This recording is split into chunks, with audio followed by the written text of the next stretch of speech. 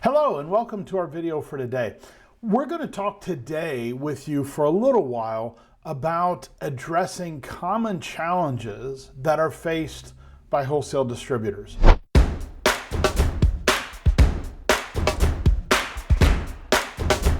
We know that you all face a challenge that seems to continue to grow. We understand that there is pressure from both sides. Obviously, suppliers want to raise prices and customers want to hold prices flat or lower prices. And we understand the challenge that this creates for a distributor. You are right in the middle. You are driving value to your customers, and obviously you're an important part of the supply chain. Now, we could spend countless hours probably and still not exhaust this topic, but today we're going to cover some key areas that we believe distributors should focus on in the near term to help address the challenges that they face. Let's go. So we're going to talk first about inventory management and really the struggle with inventory management. Now, obviously all of you are familiar with inventory struggles and inventory challenges. In particular, we know that inventory management, if it's not done properly, can result in lots and lots of lost sales, right? People are coming to a distributor because they know that they should have what they need, or at least they believe they should have what they need or be able to source it in very short order.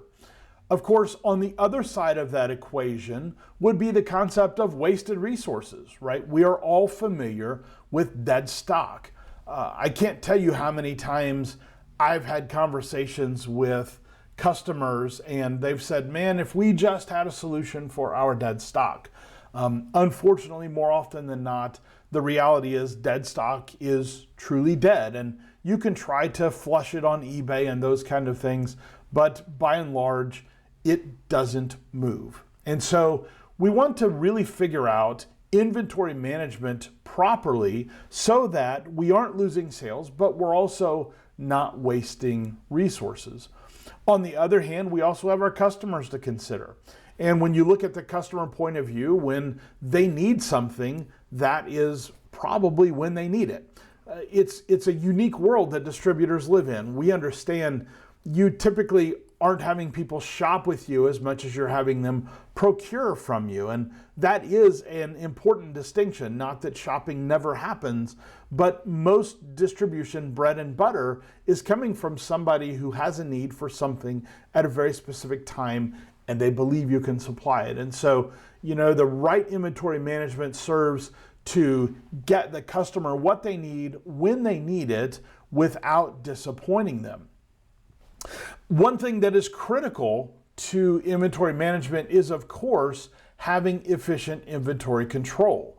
Now, sometimes we think of this in the concept of, well, inventory control could well be, we don't want spoilage. We don't want things to disappear off the shelf. A lot of times what we have observed is that as it relates to inventory control, it's not as much of a problem with spoilage as it is simply an undisciplined or an inaccurate set of inventory counts.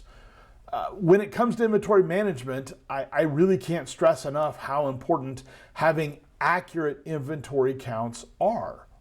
There really is no substitute for good information. And one thing that you're going to know right off the bat is if you were to ask any of your inside team, are the numbers that are reported in our system accurate? And would you sell the one if it said there was only one in stock? If they come back to you and answer that question is no, if it says there's one, I'm going to go look on the shelf to make sure, then that's going to be an indication that you may have some inventory control issues. It's really, really important to not only have systems that drive inventory control, but to have people who are committed to quality inventory control, right? It's really important that you drive home and help your warehouse personnel, your shipping, receiving personnel, all of the folks that really come in contact with inventory at any given day, help them understand what happens when inventory is inaccurately placed. For instance, if I go to the shelf to get the last one and it's not there because somebody happened to put it in the wrong bin, what does that cause? What kind of ripple effect does that cause down the line? You will find a lot of times, unless you explain this and unless you take the time to share it, they aren't aware that it causes 5,000 other issues and ultimately leads to customer disappointment and lost sales.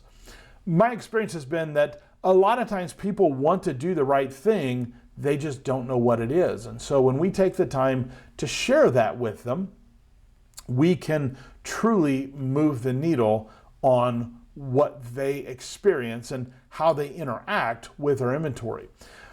Finally, I would suggest if you're not using an ERP platform, you really need to change to do that. The idea with most ERP platforms is that they're going to assist you in great ways in managing your inventory. So things like demand forecasting, those are pieces your ERP should do for you. Now, this may take some time. A lot of you may have seen other ERP systems that purported to do this, and maybe they used min-max or some very basic inventory management concepts, but I would suggest that most of the modern ERPs that are out today can do inventory management in much more sophisticated ways.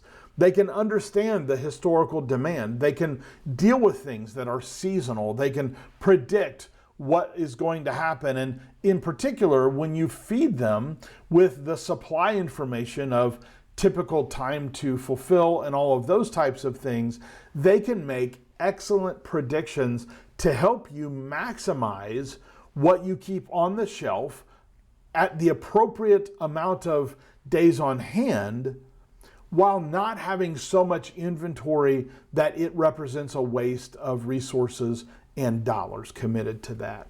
If you aren't running an ERP platform today, or if your ERP platform is failing you in this way because it can't provide that level of sophistication, I would encourage you to take a look at what you need to do to move to a platform that can supply this level of sophistication for you. It is truly a game changer, and without it, your distributorship is going to continue to suffer, and it is not altogether unlikely that it will be the cause of continuous future problems ongoing. The next thing we want to talk about are profit margins. Obviously, that's a big deal for any business, and we know in your distributorship, it is something that continuously is just a pressure point. We want to talk specifically about how to maintain profit margins. We recognize there is increasing, as I mentioned in the previous slide, cost pressure on you. Things are getting more expensive with inflation, with the economy, etc. It is just a fact of life that everything costs more today than it did years ago. However, you're still forced to control those costs because customers can't and won't pay any amount of increase. And so maintaining profit margins is a core function that you want to be cognizant of as you are working in your distributorship to maximize your business. Now, we also know on top of increasing costs and pressure to hold down prices, customers have continued to add to their demands. They want you to do more and more. Now, one approach that you could take to start to address these kinds of things would certainly be to try to control your costs. Obviously, you're going to go to your manufacturers and you're going to say, hey, I need to get my costs down. What can I do? One suggestion that I can make to you is the concept of terms versus cost. And perhaps there is an opportunity to say that if I get better terms, I might pay a higher cost or a lower cost depending on which side of that equation you are on. One thing that you can try when you're negotiating with your suppliers is to go to them and say, well, if you want to set the cost, let me set the terms, so that you can work some things that are favorable. As long as you remain in what I think Roland Frazier calls the zone of fairness in that negotiation, it's often very helpful. In addition to all of those techniques, that probably still isn't going to land you where you need to be in terms of being able to maintain profit margins. So another thing that you really want to focus on is the supply chain analysis. Find out if you are adding to your costs, which of course are going to erode your margins, by keeping too much inventory in stock, maybe by touching inventory. You would not believe the amount of cost that is involved if you haven't done the analysis on every touch of a piece of inventory. This is a time when I believe efficient distributors are going to win over those that are kind of doing it the old school way of just make it happen. If you don't work smarter today versus harder, it's likely that you're going to have a hard time being competitive. And so doing a complete analysis of your supply chain, all the way from the costs involved to submitting orders via your purchasing department, all the way through what are your costs in paying invoices, what are your costs of collection, right? We think about that side, but that's sort of after we have billed. It doesn't necessarily show up on that margin display when somebody is doing an order entry, but yet it is a key component and very important for you to keep in mind. It's also critical to look at your pricing strategies for customers. Now look, I'm not suggesting anybody take advantage of a customer. Please don't do that. But what I am suggesting is that sometimes we are selling things below their market value. We are doing way more work than anyone else would do for a price that is lower than anyone else would charge. Now see, this comes to what we would refer to as value adds. I personally believe that every distributorship is going to need to figure out what value they add to the supply chain for their customer. If you don't know the answer to that, it's going to be very hard to justify why a customer should even use you versus some other alternative to get a product, but B, it's going to be hard to justify why you charge what you charge. So it's very important that you do the analysis of what you charge each customer on each product. It's critical that you have a pricing strategy. I can't tell you how many times today in this world we still see that the strategy employed by a lot of distributors is make the most I can on every single sale. Well, that is great if you can do it. But what we have found, and if you analyze it, you may find the same thing, is that when you truly go into the details and you start driving into what happens, you'll find more often than not that unless you happen to have a very aggressive, high type A person selling, they will often give away more profit than they would have needed to. And so what I'm saying is you want to analyze the value of having a pricing strategy versus the value of saying, we'll just try to collect as much as you can. Because the collect as much as you can concept often tries to grab everything for today, but loses when you extrapolate that out over time.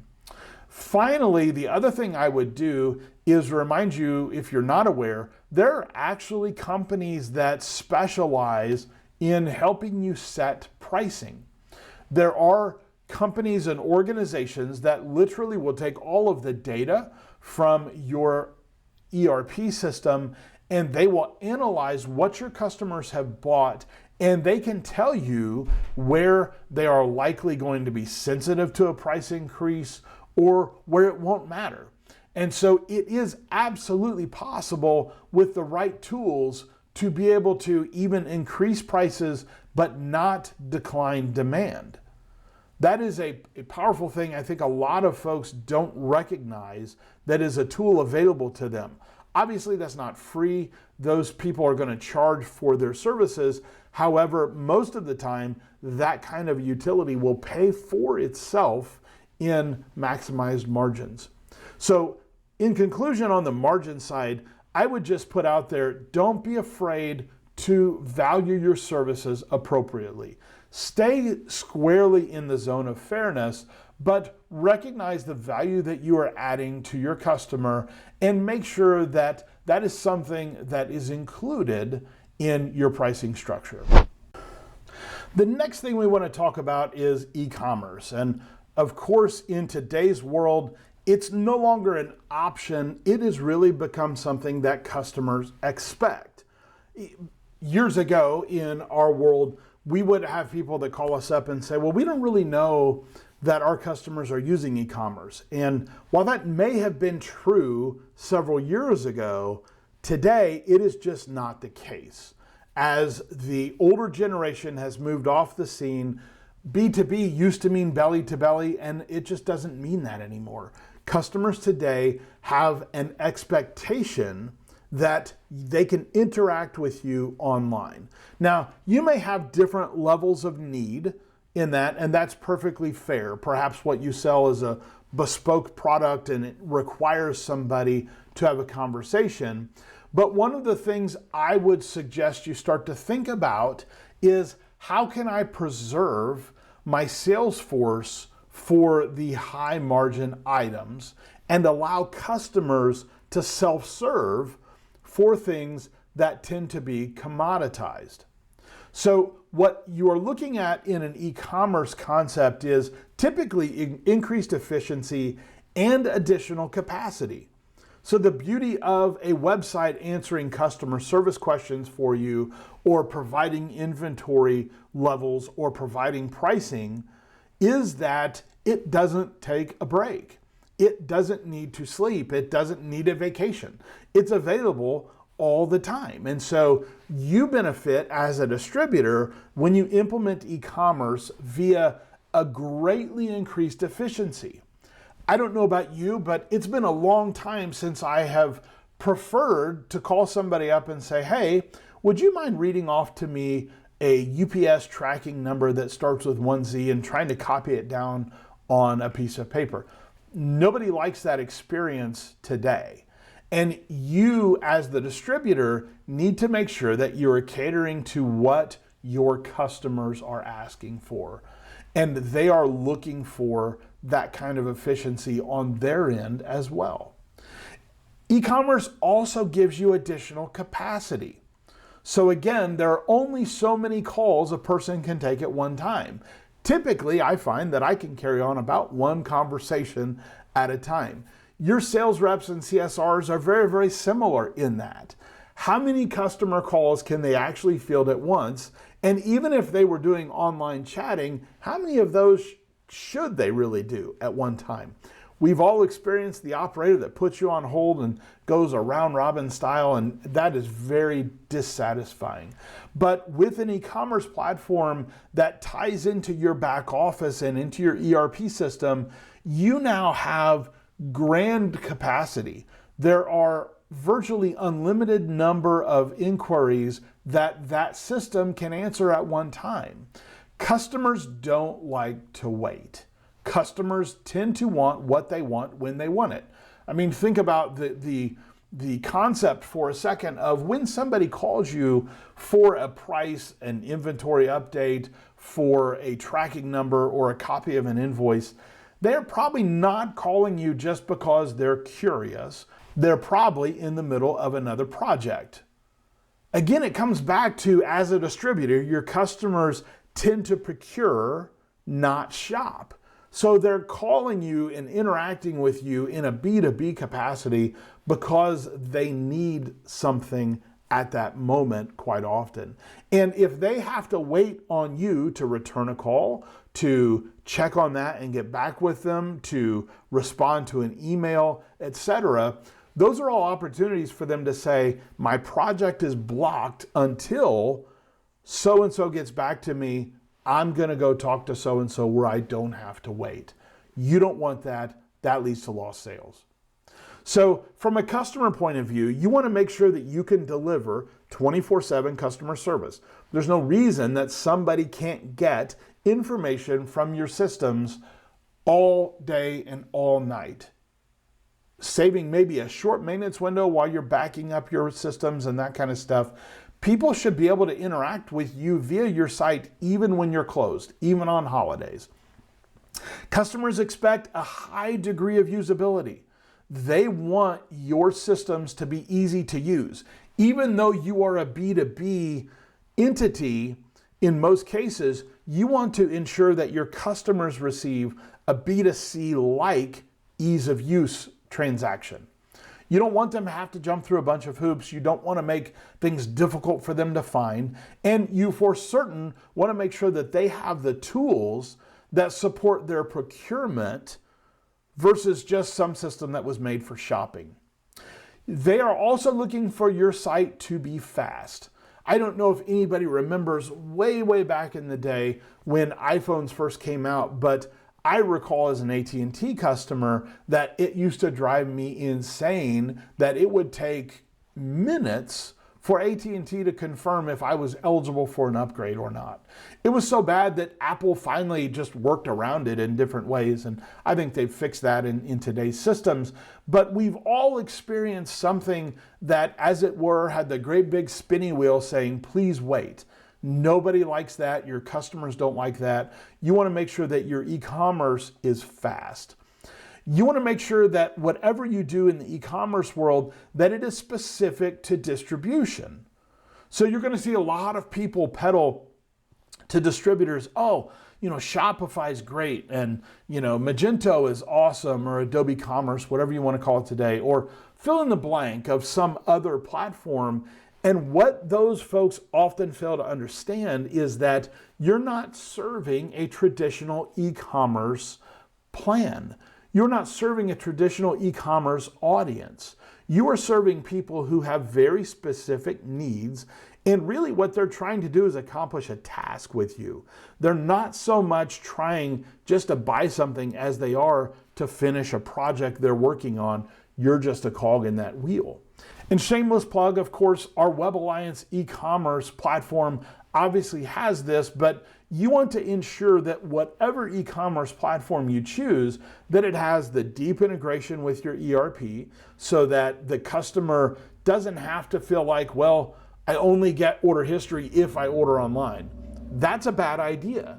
You want the system to be able to serve them regardless of where they ordered. And so that all should come from ERP integration. You want it to be able to provide them real-time information. You don't want to have to get them yesterday's news, as it were. They want current, accurate pricing, inventory, tracking numbers, etc. You also want to make sure that it's got the tools to support the procurement that they're going to do. Now, there's all kinds of other things that you should also look for in an e-commerce platform, and we've got some other videos on that. But those are some core things that if you're going to adapt to an e-commerce world and survive, and not only survive, but thrive, making sure that the tools that you provide customers are specific to distribution is going to make all the difference. If you've ever sat and wondered, well, we've got a website, but why does nobody use it? 9 out of 10 times what we find is it's because they gave them tools for some sort of B2C transaction. And that's not what they're trying to do. It's really like having the wrong tool for the job. It just takes longer, and ultimately customers will refuse to interact with you that way. You want to make sure that whatever system you have, that it supplies both the concept of customer service from anything inside your ERP. So it can't be, well, when you place the order online, now you can have customer service. No. If they called you, that data should be available. If they placed it online, that information should be available. From a customer, you want a seamless customer service portal experience. You don't want them to say, well, this order isn't here because of that or whatever. You want them to have everything in one place, as well as the ability to do their procurement in one place, and ideally the ability for them to look through the information side of your site all in one place. And again, shameless plug, Web Alliance will do that for you and does a phenomenal job. Okay, the next thing we want to cover is compliance with regulations. And of course, this is nobody's favorite topic. I don't think any business out there loves the idea of regulations, but it's part of the world that we live in. There's clearly a high cost to non-compliance. Regulatory bodies have a lot of authority. If you don't comply, they typically have the authority to come in and shut you down or force compliance or fine you into some sort of oblivion. This is particularly true even on safety compliance, but not uniquely safety compliance. There are also many other types of HR laws. Truthfully, as a business today, it is becoming harder and harder to know what compliance is. When you think about taxes, safety regulations, HR regulations, employee regulations, and all of the kinds of things that maybe your individual state or locality has added on, it becomes what feels like unsurmountable mountain in front of you. You want to make sure, though, that you are not ignoring these pieces.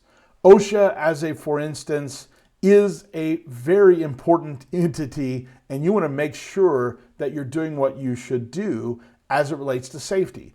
Not only that, most of the things that OSHA provides, while some of them might feel like they're out of bounds, hopefully we can show this to our team and to our employees as a way that we want to be compliant because we care. The same goes with HR compliance. And again, there are so many states today passing laws about PTO and family leave and all of these kinds of things that it is very hard, but you need to be aware of what your compliance obligations are. And in our state, at the beginning of next year, they're going to enforce that you must offer paid time off to an employee for any reason. I had a great friend who was unaware of this in his small business, and he's not exempt. And not doing it could carry fines of, I believe it's $1,500 per occurrence. So it certainly is not the kind of thing you want to mess with. Another area of compliance that you want to be aware of is going to be in taxes. Wayfair versus North Dakota changed all kinds of things when it came to who had to pay or collect sales tax where. You need to know with what you sell. Do you have the appropriate reseller certificates? Are they valid? Will that hold up? A lot of times we all tend to not review those things until something is basically gone awry. But it's a far better thing to get in front of it. Do and have some sort of procedure to audit some percentage, if not all, of your customers who believe they are sales tax exempt to ensure that that's accurate. You can find advisors who are experts in nearly any regulatory and compliance issue that you want to think of. Everything from sales tax experts, we have one of those, to people that are HR compliance experts and local, state, and authority experts. I urge you to engage with those folks on some sort of recurring basis so that you don't find out after the fact that you were not compliant. Finally, ensure that some person is responsible in your organization for compliance. If you have multiple people that are responsible to make sure it happens, more often than not, it doesn't happen because there's no single individual that can truly take ownership and say, yes, that's my job, I better get it done. You also want to plan for ongoing updates. Make sure that you don't just figure out what compliance is as of today, but that you continue to understand what compliance is and have a plan to continue that understanding into the future. Next, we want to talk about something that I think we all deal with today, and that is attracting and retaining talent. We know that without a doubt, in the past years, wages have gone up. I spoke with somebody a few weeks back, and they had said they hadn't changed their employee wages for 5 years. If you haven't done that, you are living on borrowed time. Wages have changed. They have gone up.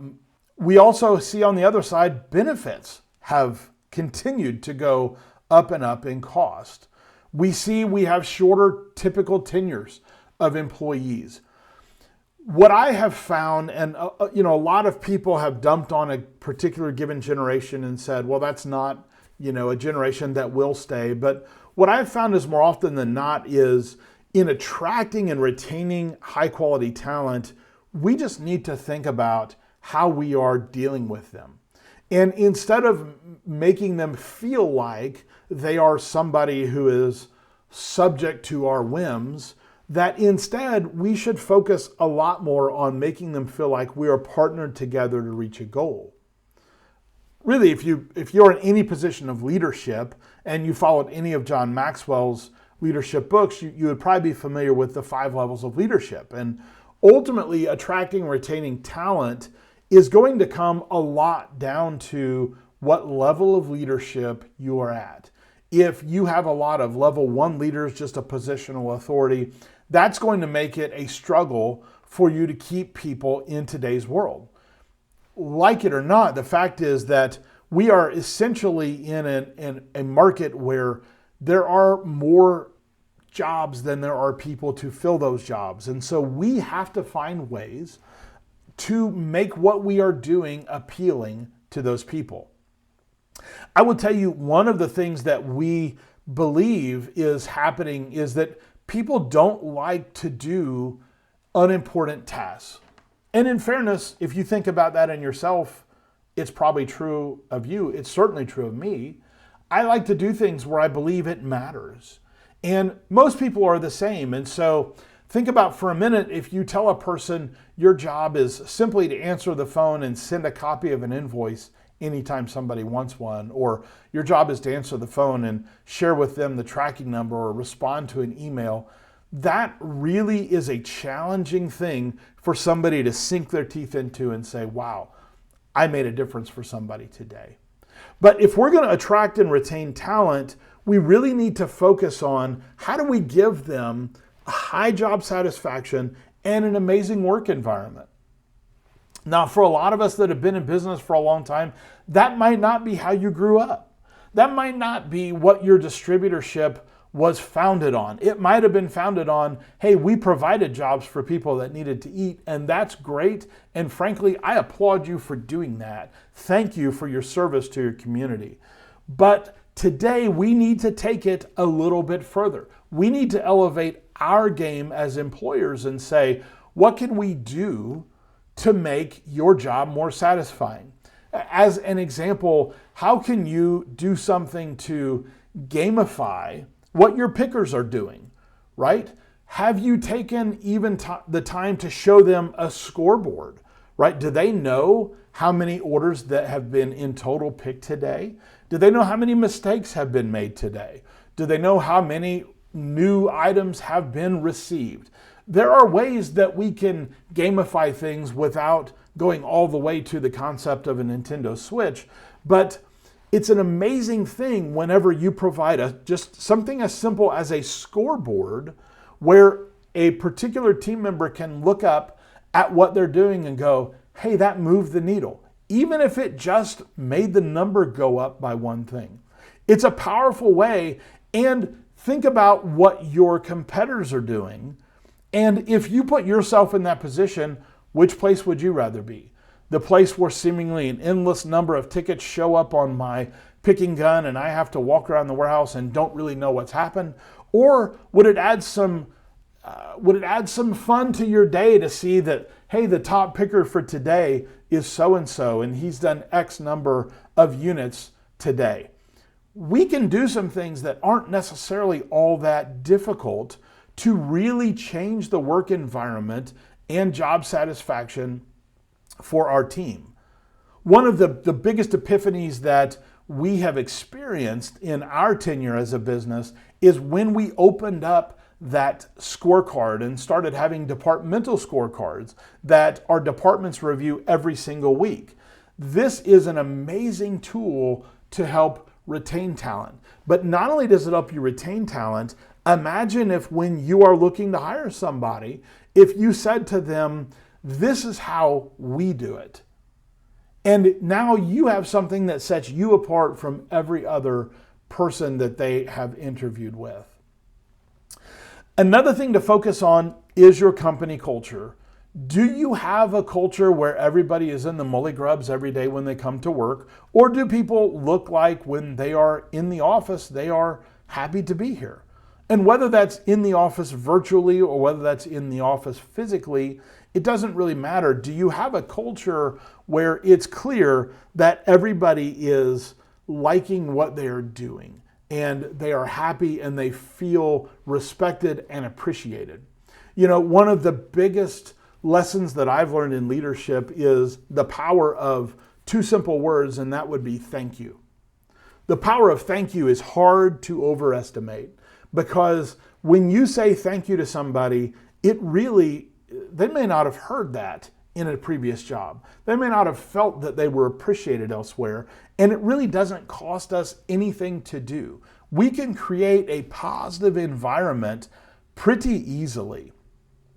Now, this is one that I want to touch on that probably none of us are really excited about, but it's just the truth.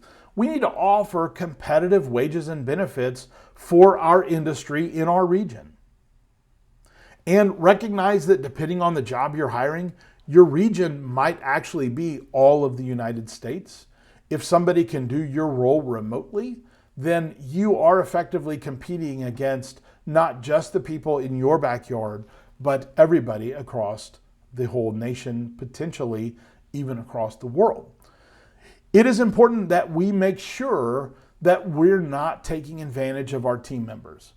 Now, I'm not saying you have to overpay anybody, and I'm not saying that you have to be squarely in the middle. We all have our ranges, but find some way to fall within that range of fairness with the wages and benefits that you're offering to people. I can't tell you the number of times that I've spoken with business owners and they made the statement about they can't hire anybody, and then you find out, well, again, they're not paying what everyone else is paying. Well, that's a challenge. And if you can't afford to pay what the market is demanding, then go back to some of the previous points and find out, how do we change our margins? Because the people are truly what are going to make your distributorship go for years and years. Paying people outside of a fair and competitive wage is generally a short-term gain and really won't serve you over the long term. You also want to look at automation. So another thing that you can certainly do is allow attrition to happen and find ways that you don't have to add back to your wage pool. That means you have more money in your wage pool to serve the folks that are there driving your business. But if you can find ways to drive automation in your business, things that maybe you had to have 5 people to do before, you can now do with 4 people. That's going to help bring down your wage cost and open up some opportunity. So just to recap, be intentional in your culture creation. A culture is going to exist in your distributorship. The question is, what culture is it going to be? Is it going to be one where everybody feels taken advantage of, doesn't want to come to work, and is eager to leave just as soon as they possibly can, either for the day or as a career choice? Or do you want to have a place where the culture is that, man, I've got another opportunity, but this is such a great place to be, I would really rather be here. Do what you need to do to actually have your people believe that, show them that, make it part of your business. Invest in your employees. Make sure that you're giving them the training and the tools that they need to do their job, right? If everybody else has a man up, but we aren't going to buy it because it's too expensive. If it's a budgetary thing, let them know that. let them know, hey, we would like to buy a man up. We just don't have the money right now, but we are saving for it and we predict we'll have that here. Whatever the tool is, if there are tools that they need that they don't have, people using computers where they can turn them on, go get a cup of coffee, come back, it's still not on yet. That's probably not the best experience for your employees. Dual monitors, by the way, are a great investment into your people.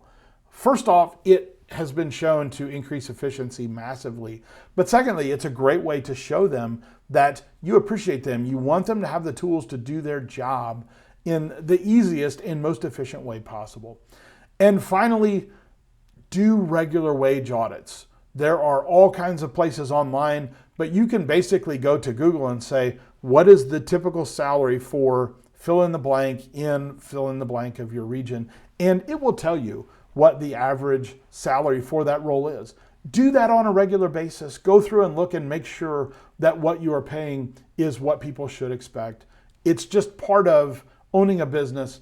And when you do that, you're going to have an ability to attract and retain people and make other of your competitors scratch their head and go, I can't figure out what it is. When you combine these things together, it makes a huge difference on your talent pool. Okay, the last topic we want to touch on here is cybersecurity, and please don't underestimate this one.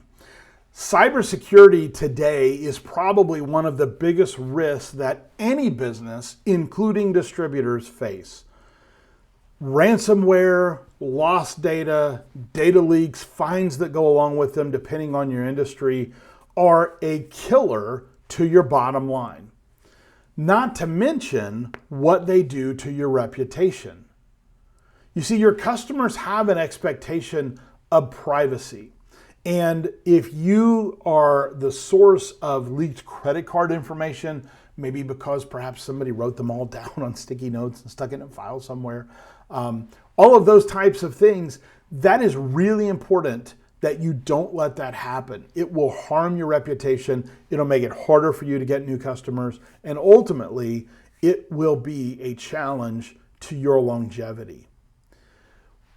None of us like to have to go outside our organization for expertise, but in many cases, depending on the size of your organization, if you don't have somebody who is properly trained in cybersecurity, please do yourself a favor and go out and engage with a specialty firm to come in and help you set up a secure environment, and do that as soon as humanly possible. In a cyber world that we live in today, email that everybody gets has a huge potential to whack your entire business. Think about for a moment if you got hit with ransomware and it locked out every record you have. It locked out your ERP data. It encrypted all your customer history. It encrypted all of your inventory. It encrypted all of your pricing. How would you function? What would the actual cost of lost business be for that? It's generally pretty easy to think about that and go, wait a minute, I could have an expert come in and help us out. A few core things, because this could be a topic that we could literally spend hours, if not days on, are going to be to ensure that you have a disaster recovery process. Please hear me on this. Please don't just have something that you've written down and never looked at again, or worse, something that isn't even written down. You need to spend some time thinking about, in your distributorship, what happens if our building burns down? What happens if we are hit with ransomware? Or what happens if all of our machines at one time got a virus and we couldn't turn any computers on? What would we do? You need to not only think that through, but have an action plan associated with that written down, and by the way, print it out on actual physical paper, so that if the worst case scenario happens, you've got the plan. And now you're not figuring out what to do, you're just following the plan. Make sure that you have a robust backup. And please, please, please test your backups. In the industry, we like to say Backups always work. It's restores that fail. I can't tell you the number of times somebody has said, oh yeah, that's backed up. And then they found out when they needed it that it actually wasn't properly restorable. That's awful. Think about implementing two-factor authentication for all of your important apps. If you have an administrator and all they have is a username and password, that probably isn't good enough security today for instance, somebody who can go in and edit your entire website. If somebody else leaks your password and poof, a bad guy gets in, edits your website, and maybe defaces the whole thing. Nothing bad happened, your password just got leaked. So two-factor authentication where you have to have a text or a mobile app will absolutely help you in that world. Make sure that you're ensuring your strong passwords are enforced, right? If a customer uses a password that is 12345, there may not be anything we can do about it, but absolutely in our teams, we can enforce strong passwords. Typically, even a character count of like 12 is not out of the question today. Make sure that you're training your team and helping them to be informed on what the latest cyber attack vectors are. And hint, it often comes through email. Make sure that you have an expert reviewing your network from the outside, making sure that you don't have strange ways allowed into your network where somebody could compromise you. Test your plan, test your backup. It's worth a little bit of effort to make sure that you are covered on a cybersecurity front. Thanks for hanging out with me for a few minutes today. I hope you found these common challenges faced by wholesale distributors and some solutions for them valuable.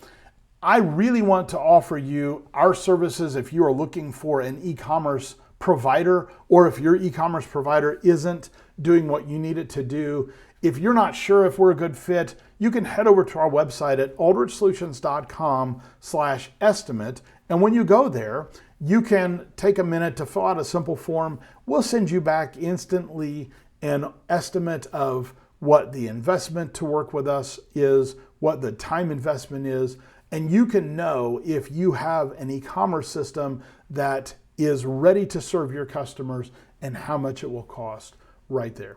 Thanks much.